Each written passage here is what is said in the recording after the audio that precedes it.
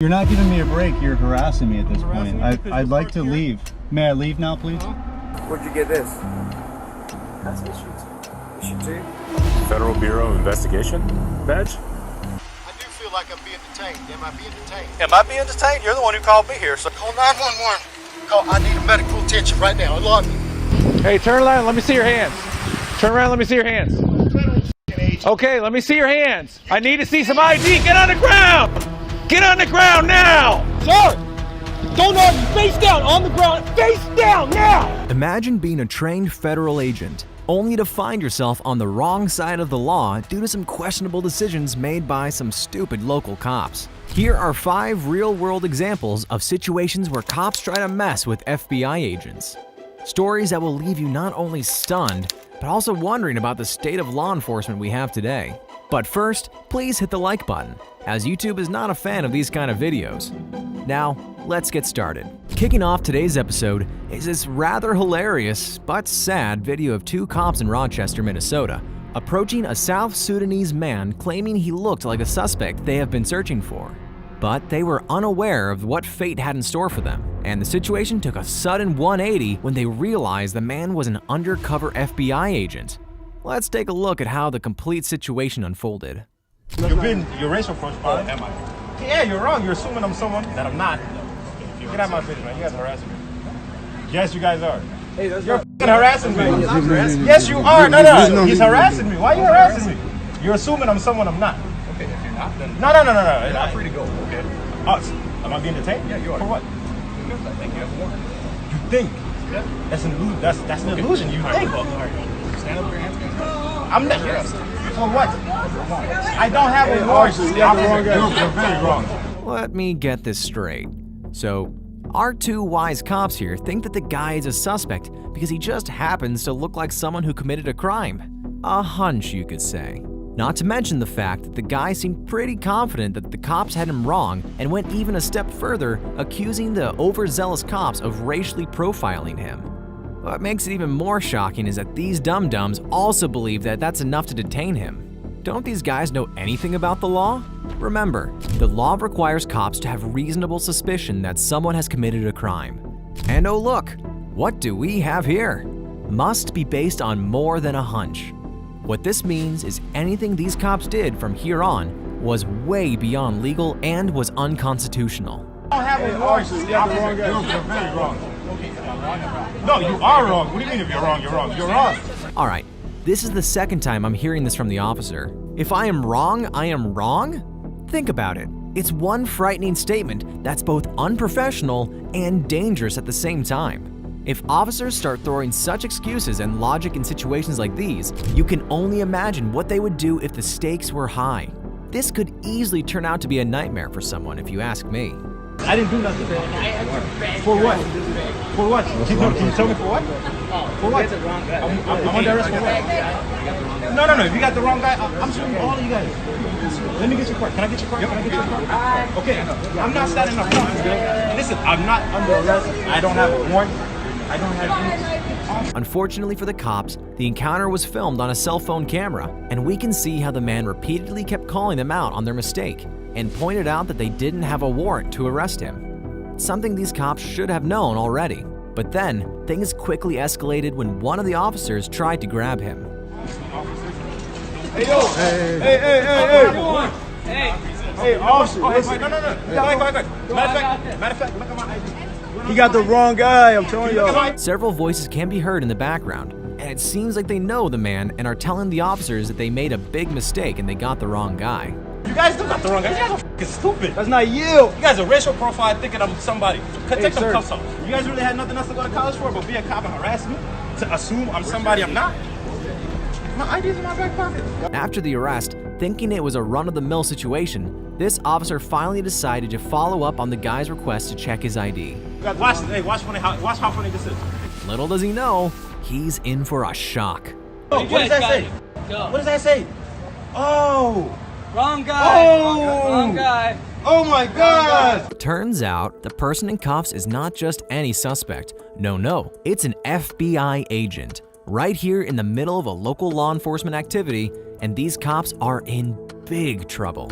You can only imagine the cop's expression, utter shock. It's not every day you arrest someone and they flash an FBI badge in your face. Just notice how this arrogant cop shifts from constantly establishing direct eye contact with a supposed suspect to avoiding any eye contact entirely after inspecting the ID. No, get the off me, dude. Get off me, dude. Bro, you Matter of fact, I need our cars. I need your supervisor over here. Call your supervisor. Call your supervisor. The agent goes on to reasonably explain the whole situation to the supervisor, who clearly looks uneasy at this point and is desperately looking for the nearest exit. Sir, can you please come here? Are you the supervisor? These guys are racing for following me. They assume I'm someone that I'm not. I told them I'm not who they think I am. And they said, nope, you are. I'm positive you are. But as soon as the agent demands their IDs, he showed his true colors. I need their cards. I need your card. I need your card. I need your supervisor. This is. No. Yes, I request your supervisor. Oh, you're gonna. Why is that? Bro, that was fucked up. You guys work with us. No, these are the people. Yes, I'm the people. You guys serve us. So That's because they're corrupt as fuck. I would like. Come on, baby. Come on. Okay, I would like your card as well. Yep. And I'm gonna follow the sport on you, and you. Instead of owning up to his men's mistake, as he should have, the supervisor chose to defend their actions, giving flimsy reasons for the whole screw-up. Get them in, Sarge, will you? But seeing he had no choice but to obey the agent's demand, the IDs came out. First the supervisor, and then the two geniuses who started this whole fiasco.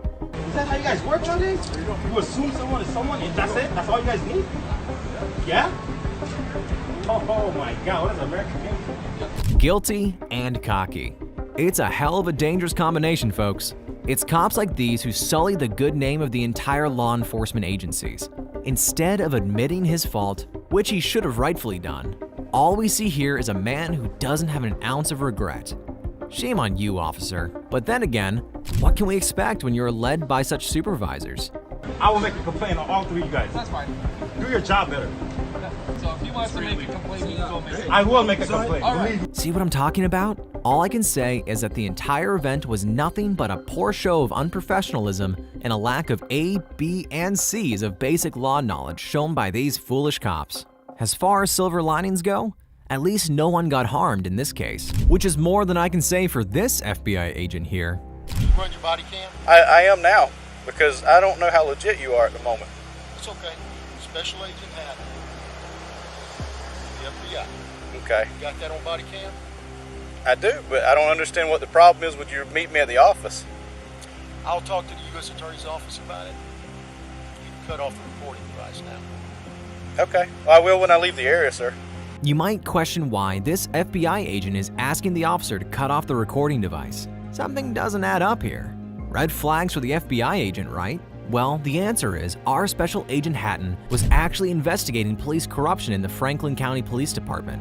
And as a part of this undercover operation, he asked the officer in the video, Mr. Rolf Gordon, to meet him at a random parking lot, perhaps to ask some questions related to the case. However, the officer didn't like the fact that the agent called his personal phone number instead of taking things through his office and grew skeptical of him despite the agent's disclosure of his credentials. Hey, TJ, this guy is telling me to turn my body camera off and telling me he's going to contact other people to get involved with this. Let me get his tag number real quick. He's got a radio and he's got credentials. Franklin, does that come back to any government agency? It just advises Advanced Wiring Company. Do you work for a wiring company? Further. It's a covert vehicle, sir. Did he seriously think it would? Of course, it's a covert vehicle. What kind of undercover FBI agent would drive in an FBI-registered vehicle? I do feel like I'm being detained. Am I being detained? Am I being detained? You're the one who called me here, sir. How did you get my phone number? I can't give you that information. That's a pretty dumb thing to ask from an FBI agent. Hey, if an FBI agent is investigating you, rest assured he knows your number, your address, your affairs, your wife's affairs. Hell, he might even know your breakfast, lunch, and dinner patterns, including what types of boxers you like to wear. It's also important to note here that Agent Hatton had valid reasons for seeking such an informal meeting with Deputy Gordon, as revealed later in the interaction when Agent Hatton subtly hints at his potential involvement in a more extensive inquiry into the sheriff's office that goes beyond the scope of the deputy's citation while conversing with his supervisor. You can't call anybody in the PD because the PD is just here backing this guy up. It's Franklin County that's holding him. So you have to call the sheriff to let him know that his deputies have him stopped here and are holding me. He's going to ask why. You're not going to be able to tell him. The plot thickens. Anyway, the officer later goes on to detain him, giving sloppy reasons like, "Oh, I don't trust you being an FBI agent, and you are being uncooperative," when in truth, he was the one who denied checking the agent's registration. Hey, you are detained at this time, sir. Hey, I don't think this guy's legit, man. But you're being very uncooperative with me. You asked me to come up here. You called my personal cell phone number. You can't tell me how you got it. Your vehicle's coming back to a wiring company, not the It's FBI. a covert vehicle. Okay. Would Would you like to see some registration? You get mad at me because I turned my body camera on. Would you like to see some registration? And you know a lot of stuff about me. Would you like to see the registration, sir? I don't really want anything from you at this point. My supervisor's on the way. Excellent. Uncooperative? Really? First, do your job as an officer. As the dilemma continued, Agent Hatton even showed his license and his badge for the second time to Officer Gordon, but somehow, Gordon remained unconvinced. Eventually, multiple supervisory officers arrived on the scene, but they were even worse than Officer Gordon and decided to arrest him and put him in the back of the patrol car. Not only this, they even decided to not roll down the windows or turn on the AC, and given the hot day in Florida, it was only inevitable that things didn't go well for Agent Hatton. Yes, sir. There, brother. Okay. All right, I'm turning it on right now. Open the door. I can't breathe. Sir, I can't open the door. You're being detained right now. As time passed, the agent started complaining, and in spite of his repeated plea, the cop continued to ignore him. You're burning me up, brother. I had the defroster on. No, you didn't. Brother, I need air. God almighty. All of a sudden, they receive a phone call that should put the entire event to rest. 33, go ahead. He is legit. 10-4. All right, that's what I'm doing right now. Here we go. All the proof you need in the world. However, even after this, the officer chooses to retain the agent inside the patrol vehicle, despite receiving explicit confirmation that he is, indeed, an FBI agent. Instead of promptly following the given instructions to release him, the officers continue conversing about the situation, all the while the agent pleads for his release. It is only after an additional 3 minutes of entirely unnecessary conversation that the agent is finally allowed to exit the vehicle. But sadly, the damage was done. Call 911. I need a medical attention right now. Unlock me. Call 911. Call 911. We're releasing you right no, now, call sir. 911 now. Call 911. I need 33. After a further 10 minutes, the medics finally arrived and the cop explained the whole situation and said that the man complained about shortness of breath and vision loss. Started complaining of shortness of breath, vision loss. In the hours after Hatton was released, FBI agents in brass descended on Apalachicola, meeting with Gordon and the sheriff to find out what happened and why. Both agencies later decided to put the incident in the rearview mirror, followed by Sheriff Smith's promise, and I quote that, "Both our agencies work together a lot better." Smith also agreed to the fact that they needed more training. But honestly, training or no training, that's no way to treat someone, let alone a fellow law enforcer. It's a great example of ego and how ego gets in the way of common sense. It also shows how sometimes police can take literally anything you say or do and turn it against you. Oh, and if you don't say anything, you're being uncooperative, and that's also grounds for suspicion. Fortunately, despite what can only be characterized as disrespect and negligence from the officers, the agent did not sustain any significant injuries. However, the same cannot be said for ATF agent Burke, who was subjected to such mistreatment by the police that he found it necessary to file a lawsuit against them. On July 7, 2020, Agent James Burke, a 16-year veteran of the ATF, was dispatched to a home on the 3300 block of Edgebrook Drive near Dublin, Ohio, to confiscate a shotgun from a resident who was not permitted to have a firearm. But instead of letting him in, they closed the door in his face and called 911, reading Burke's badge number to the dispatcher. In Burke's mind, it was no big deal as he was frequently used to this verification process. What happened next was not only shocking to Burke, but to anyone who's watching this video. Hey, turn around, let me see your hands. Turn around, let me see your hands. Okay, let me see your hands. I need to see some ID. Get on the ground! Get on the ground now! Get on the ground! What's your deal? Get on the ground now! I'm a federal agent. Sensing extreme aggression from the officer, Burke outright refuses to follow his orders to drop to the ground, seemingly determined to challenge the police's authority to frisk him for weapons. I'm a federal agent. I don't need to obey orders from the local police, he must have thought. But if that were the case, it would mean that any criminal could easily lie and say they're a federal agent to avoid doing what the police say. Even if Burke didn't seem dangerous, he should have just done what the police told him politely, so they could quickly understand what was happening. Naturally, things escalated. Why wouldn't you show me your ID when I got here? Don't move forward. Okay. You didn't ask for it. He is at 335. Get on the ground. We'll figure it out. Copy. Reacted. I'm not overreacting. We got a call that someone's impersonating a police officer out here who doesn't have ID. No kidding, because she doesn't want to open it. Okay, get on the ground so I can find out who you are. It ain't happening. Okay, fine. Fine. Do you find I think I'm a police officer or something? What the heck's the matter with you? Who do you think you are? Get on the ground. I'm not getting on it. Chopper things. I'm not getting 91.7, I'm pulling up. I got my ID. Do not reach for your waist. Despite Burke's best efforts to prove his identity to the officer continued to remain hostile and keep his gun drawn. Once the second officer arrived, the situation took a turn for the worse for Burke. Sir! Don't argue! Face down! On the ground! Face down! Now! Running out of corners, he had no choice but to comply with the officer's demands. The officers kept their firearms drawn at Burke for over 90 seconds before they very aggressively placed him under arrest. All the way. You got my IDs right here, left pocket. Left pocket. And we're gonna put your arm on your back. Wait a second. Do not resist. I'm not resisting. You're acting like a moron. Wait a second. Wait a second. Wait a second. No, don't do this. Wait a second. I got a medical condition. Get my license out of my pocket. We're getting you secured first. Please, wait. No. Hold on. I'm hyperventilating. Please, sir. I'm not. Stop resisting Would you now. please get my ID out of my left pocket? Stop I'm resisting. begging you. My wife, please. It's right here. Please get it. I got one cuff on. Get your Help me up. Just hold me up. Sir, I can't do this. Sir! Stop resisting now! Please help me. But wait, the show isn't over yet. Apart from the uncanny aggression, these cops left no stone unturned in bullying Burke. During the forceful arrest, they repeatedly used a taser on him despite him being face down on the ground and not putting up any resistance. Please, Joe, get your taser out. My taser. Get your taser out. Get your taser out, Joe. No, don't do that, please.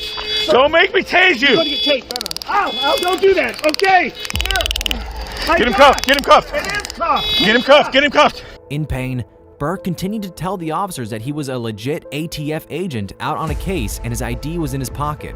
Regardless of the confirmation, the officer continued with the arrest and put him in the back of the patrol vehicle. Why would you make us do this? I didn't want you to. I wanted that. Wait. No, you knew what you were doing. Sir, calm down. Relax. Sir, hey, guys, please, just talk to me for 1 second, please. Get in the car. No, We'll wait. talk later. Sir, wait. You had your chance. No, I was trying to give you my creds. You didn't let me show them to Never you. once tried. I did. Get in the car. Wait. Now! Have a seat. Please, wait, I gotta breathe. Okay, Please, you sir, can, let me you can breathe. sit down and breathe. Let me breathe. I have a medical condition. We're gonna get air to you. Get your No, legs no. in. Get your Sir. legs in. We're closing this door. The cops then forced Burke into the vehicle, ignoring all his pleas and explanations regarding his medical condition. I need air. Sir, please, call an ambulance. I'm asking for an ambulance. Okay. You're an idiot! For crying out loud, you're a cop, you're not an ass! No, the heck's the wait, matter I with you? can't. You're fucking my head up. The seatbelt's in place. Please.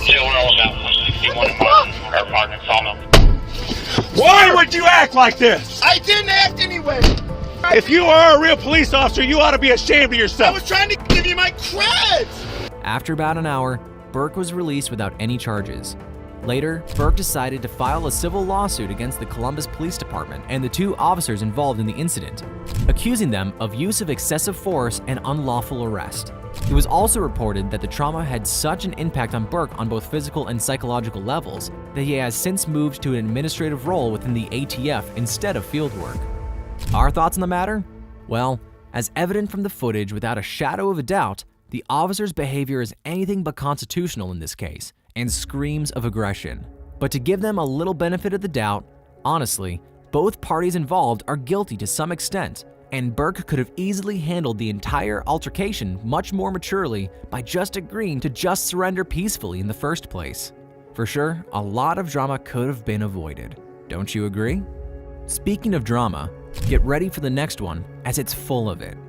Though the man involved here is not from the FBI, but does have an excellent understanding of the law and is here to show how foolish and corrupt these cops can be.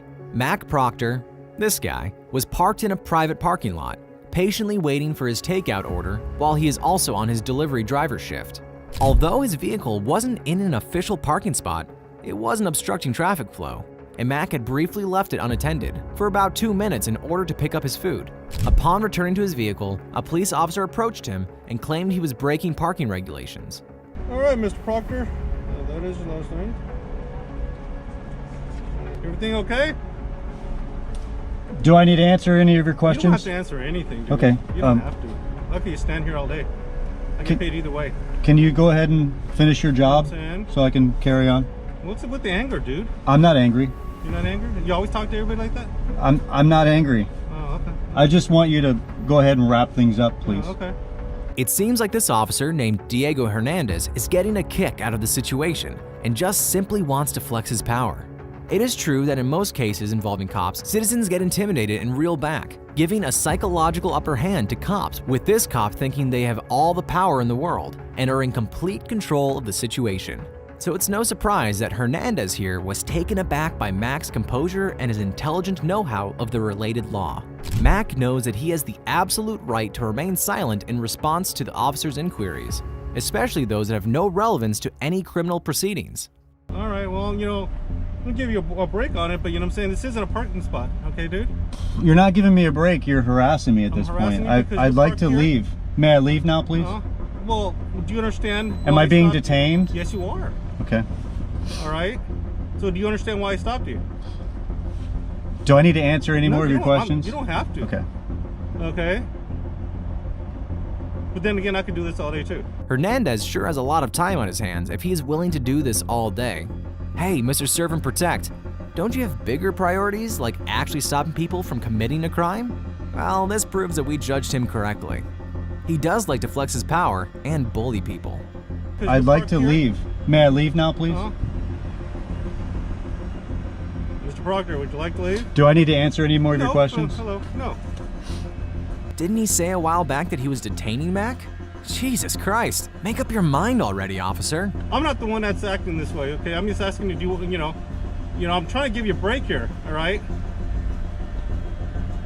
I prefer you just write me the parking ticket and let me go. Right, okay, oh, okay. Hernandez proceeds to complete the process, but comes back again giving excuses like they have to wait for another guy to come and write the ticket. Having nothing else better to do, the officer tried to have one final crack at Mac. Hopefully I'm not keeping you from anything, am I? I don't like talking. Is everything okay? Is there any other issues or anything going on that I should know of? Do I need to answer your questions? You don't have to answer anything, but I'm concerned about your well-being. Is there something wrong? Do I need to answer any of your questions? Well, yeah, if there's something wrong, it would be nice, yeah. Do I need to answer any of your questions? You don't have to talk to me, I'm just saying. I'm just concerned about your well-being, that's all I'm saying. Usually we don't get people hostile. I've not been hostile. Okay. Well, usually we don't get people wanting a ticket. You know what I'm saying? I'm going through all this. I could be having my lunch right now. And you too. I have to really give to Mac for displaying such calm and collected demeanor while Officer Hernandez bombarded him with all those irritating and nonsensical questions. Hey, Mr. Proctor, can I just give you your stuff so you can leave? Can you? I can, but you're the one. I would have let you go a long time ago. What do I need to do for you to hand me my documents so I can leave? I'll give it to you right now. I just want to know that, you know, that you're okay, because usually I don't get people all this. What do I need to do for you to hand me my documents so I can be on my way? You're okay. I don't need to answer any of your questions. Hey, there we go again. Jesus Christ. Now this is a guy seriously getting on my nerves. What is he, 12? I'm trying to say that... You're trying to display your power to me right now. I'm concerned about it. Is it a problem to be concerned about another human being? You have no reason to be concerned about me. So it's okay then. You're okay then. You can hand me my documents and I can be on my way. Or we can... Okay. So if I hand you your stuff, you'll be fine and taken off and you're not angry, right? Ah, the ever-wise Mac. Realizing he is not going to win this battle of wits or the law, the officer had no option but to let him go. Well, I'm going to take a chance on you, all right? Here, Mr. Proctor, you got everything's cool, all right? We're blocking traffic here to your stop. All right, hopefully you have a good day. Everything works out for you, all right? Am I free to leave now? Yes, you are. Could you please step away from the vehicle? Yes, I will. You have a good day. Mac was eventually allowed to go without any further problems. However, this whole incident raises some concerning questions. Why did he encounter additional issues just for exercising the Fifth Amendment? Moreover, it's quite strange this interaction occurred at all. If Officer Hernandez had noticed Mac's vehicle obstructing traffic, wouldn't it be a wiser thing to just request him to move it out of the way? But no, he had to show his authority and had to bully him. Kudos for Mac for not entertaining him and showing him the doors as he rightfully deserved. Not to mention the fact that this whole incident just proves to all of us how important it is to know about the law and handle such situations if you ever land in one. How important is it? Let's find out in the next case where a bunch of cops arrested an ex-FBI security contractor solely for the reason that he just didn't know the law enough. How you doing, sir? Good. All right. What's up? Deputy Troy with the Sheriff's Office. The reason I'm stopping you is your plate's obstructed. Yeah. Whatever that thing's got, you got to take it off, okay? Okay. Because it got to be visible within a certain distance. When you went to driving school and a cop pulls you over, what'd they tell you? Oh, you pull over when it's safe to do. No, you pull over immediately. Okay? Let me tell you this. Now, you pull over immediately. Sure. Because I don't know what you're doing inside this car. Sure. Yeah. Hiding guns, you know what I mean? Officer safety is number one. Kinda ironic when he mentions things like safety and pullover protocols when the cop himself has no idea about the law and is lying right off the bat. You see, there's no strict requirement to pull over immediately for various reasons, including traffic obstruction and safety concerns. It's advisable to pull over as soon as it's safe to do so, prioritizing safety above all else. Also, if you find yourself in an area that feels unsafe or you're unsure whether the vehicle behind you is a genuine police car, you can activate your hazard lights and drive cautiously to a secure, well-lit, and populated area. Imagine slamming the brakes right in the middle of traffic or getting robbed, or worse, assaulted by fake cops near a dark alley. Something a cop should be well educated on before he starts throwing misinformation. But this is not the end of the cops' lives. So who are you? Former NDOC, and I used to work security at Harris. Oh, okay. I'm a contractor. Okay. Do you have insurance on this thing? My partner, huh? Do you have insurance on this thing? Yeah. Your partner or what? Now my partner called me. I'm a contractor with Southwest Gas. Mm-hmm. So I got to go over there and get him logged into his computer. No guns inside the car? Nah, no phone. Okay. Fast forward to a few standard questions. The cop begins to ask more targeted and detailed questions, attempting to discover evidence or information that could potentially incriminate the guy. What do you got right there up front? Oh, that's a siren. I contract security. You contract So security? some of the work I require to have a siren. Turn it on?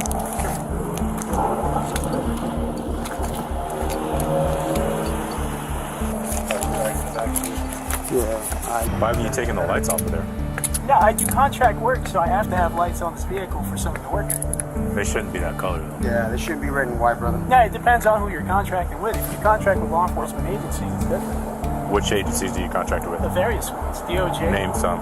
DOJ? Sure. So you have a contract? I've worked for DHS, yeah. Okay, so do you have a government ID? I have a contractor ID, yeah. Where's that? It's in my hood. Ready for the big moment? Where'd you get this? That's issue 2. Federal Bureau of Investigation badge? Now the cat's out of the bag. The officers were shocked to find out who he was. However, this doesn't prevent them from going too far and exceeding their authority by searching the agent without obtaining his consent. I'm gonna read you your rights too, okay? Because you're handcuffed, you know what I mean? So I feel more comfortable that way. But then, The police officer begins an unwarranted search of the agent's body and vehicle without any request or permission, violating the agent's Fourth Amendment rights, which safeguard against unjustified searches and seizures, an act both illegal and unconstitutional. No guns, right? Yeah. Inside the car? Yeah. Okay. Who, because, like I said, man, too, this is money here. Put that back in, so I'll put it in the bag, okay? So the reason that you're in cuffs, okay? Unless you're a sworn officer. I know in Nevada everybody does. Yeah, you're not allowed to have red and blues. Sure. Right? Because then you Sure. could easily impersonate Red. a police officer. Sure. So who issued this to you? My former employer. Your former employer? So you used to work for the FBI at one point? I've contracted with the Department of Justice and the FBI. These officers are obviously displeased that the agent has a response for every question. So the second officer starts to ask questions he knows the man cannot answer, aiming to create a situation that might incriminate him. Since you got the badge, where's your creds at? Where's your federal creds at? I don't need federal credit because I'm not paying my contract. Once more, it's crucial to emphasize that the officer's concern is primarily with the lights on the agent's car. They do not, and I repeat, do not possess the legal authority to conduct a search of an agent's person in this situation. Therefore, going into his pockets is entirely unjustified and downright illegal. Considering the whole light deal, things do seem a little shady. As the incident happened in Nevada, it's essential to note that it's against the law for a civilian to use red and blue emergency lights on their vehicle. However, this man never activated them. And when he did, it was during his official duties as a contractor with a law enforcement agency. Besides, the guy never said he was in the FBI. All he said was he worked part-time in the FBI, so he was far from impersonating a federal agent. The matter was further escalated when a bunch of senior-ranking officials showed up who, surprisingly, turned out to be bigger fools than the two cops and decided to turn the car upside down looking for any signs of evidence. Who knows what the cops found? Or planted. All the more reason for you upstanding people to be aware of your rights and the civil laws that protect you. Well, someone did say that a journey of 1,000 miles must begin with the first step. So what are you waiting for? Just hit subscribe and we will catch you in the next one.